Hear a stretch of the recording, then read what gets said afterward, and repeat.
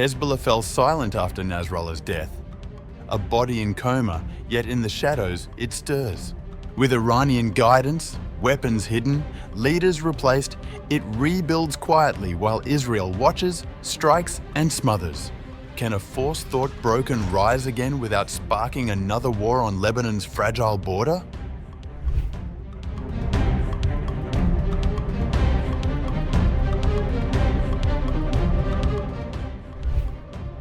French newspaper Le Figaro has uncovered Hezbollah's covert efforts to reorganize and rebuild after severe losses, following Israel's high-impact operations and the assassination of longtime leader Hassan Nasrallah in September 2024. While the group agreed to disarm in southern Lebanon, it retains weapons elsewhere and is restructuring its organization with the assistance of Iranian operatives and extensive internal reforms. Following Nasrallah's death, Hezbollah fell into disarray. A member described the initial period. For 10 days, no one answered calls. We were like a body in a coma. Only the fighters in the south kept operating, following emergency protocols in case our number one disappeared. During this time, roughly 1,200 fighters were killed.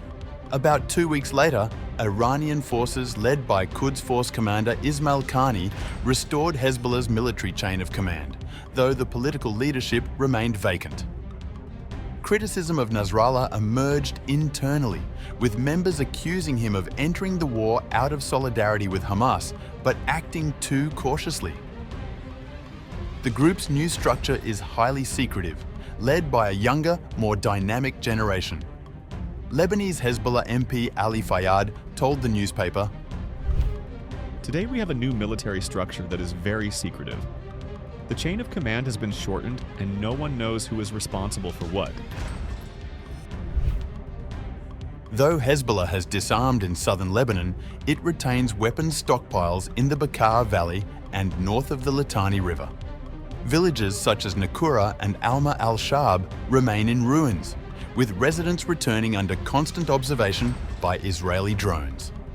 Despite over 1,500 alleged ceasefire violations and around 300 deaths in Lebanon, Hezbollah has not launched military retaliation, instead providing limited financial compensation for destroyed homes.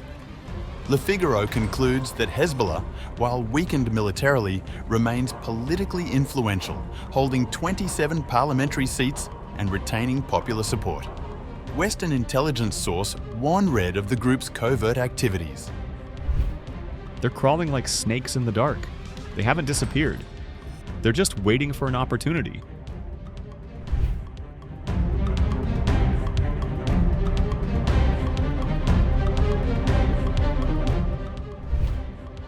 Meanwhile, Lebanese lawmaker Hassan Fadlallah says Hezbollah's resistance prevented Israel from executing a full invasion and occupation of southern Lebanon. Speaking at a memorial service in Kfar Sur, Fadlallah said the Israeli military had intended to seize the southern villages and towns during the full-scale September 2024 offensive. The Israeli enemy had sought to at least occupy the area to the south of Litani River, expel its people, and perhaps construct settlements there later on. Fadlallah noted that despite heavy losses and the deaths of dozens of fighters, the resolve of Hezbollah and its allies did not waver.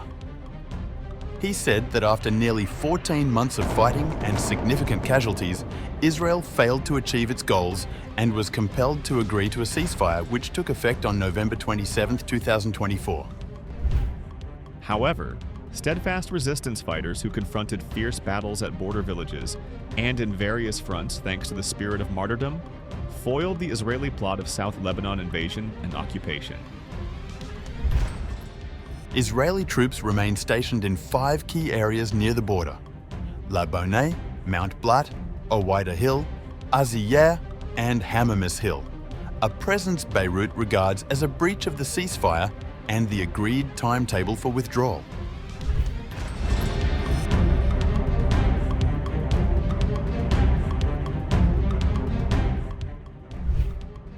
Israel killed a Hezbollah operative in southern Lebanon on Saturday, continuing its systematic campaign against what it calls infrastructure reconstruction efforts.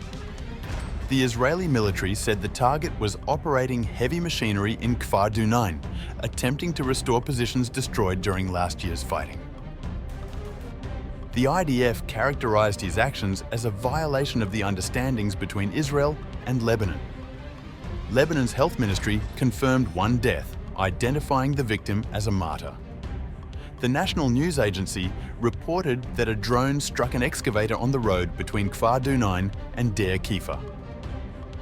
Israel has reportedly destroyed hundreds of construction vehicles and heavy machinery in recent weeks, with the stated objective of preventing Hezbollah from rebuilding its infrastructure in southern Lebanon. On Friday, the IDF also said it killed a Hezbollah operative in Kirbet Selm, involved in restoring the group's military capabilities. IDF eliminates a Hezbollah terrorist who attempted to rehabilitate the organization's terror infrastructure in southern Lebanon. Earlier today, the IDF, led by Northern Command, struck and eliminated, using aircraft of the Air Force, a terrorist from the Hezbollah terror organization. The terrorist attempted to rehabilitate, using engineering equipment, terror infrastructure that was attacked during Operation Northern Arrows in the Dunan area in southern Lebanon. The terrorist's activities constituted a violation of the understandings between Israel and Lebanon. The IDF will continue to operate in order to remove any threat to the State of Israel. In addition, Israeli forces foiled an attempt to smuggle weapons from Syria into Lebanon near Mount Hermon. Troops of the 810th Mountains Regional Brigade and interrogators from the Intelligence Directorate's Unit 504 detained several suspects attempting to bring grenades, handguns, RPGs, and ammunition into Lebanon. The suspects were taken for questioning.